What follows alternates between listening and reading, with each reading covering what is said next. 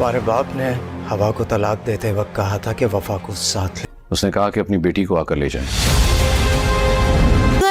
देखिए हर जुमा और हफ्ता रात 8 बजे सिर्फ। अस्सलाम वालेकुम नाज़रीन ड्रामा सीरियल गैर के नेक्स्ट एपिसोड में आप देखेंगे कि वफा के साथ बहुत ज़्यादा बुरा होना शुरू हो चुका है। वफा को एक नाकर्दा गुनाह की सज़ा मिलना शुरू हो गई है। जब वो वफा के सगे बाप ने इसकी वालदा को तलाक दी थी तो साथ में ये भी कहा था कि इस बच्ची को भी अपने साथ लेते जाओ। तुम जलील के साथ रहोगी तो ये बच्ची तुम्हें मेरे वजूद का साहस दिलाएगी और तुम्हें अपनी बेवफाई का।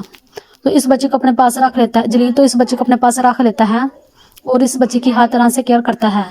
लेकिन जैसे ही वफा की वालदा वफात पा जाती है तो वो वफा जो स्टैम्प होती है जो कि जलील की बहन होती है, वो जलील को कहती है कि इस लड़की को इसके सगे बाप के घर भेज दो। वफा की वालदा की वफात के बाद जिस घर में वो रह रही होती है वो उनको जानती है, लेकिन माँ की वफात के बाद इस घर में रहने वाले सब उसको बड़ी अनजान नजरों से देखते हैं। तो जलील भी वफा के सगे बाप को फोन करके कहता है कि अपने बेटी को आके ले जाओ। तो जैसे ही वफा का सगा बाप अपने घर में बताता है कि जलील की कॉल आई थी कि आके अपनी बेटी को ले जाओ, तो इस घर में रहने वाले तमाम अफराद परेशान हो जाते हैं और सोचते हैं कि अब क्या होगा।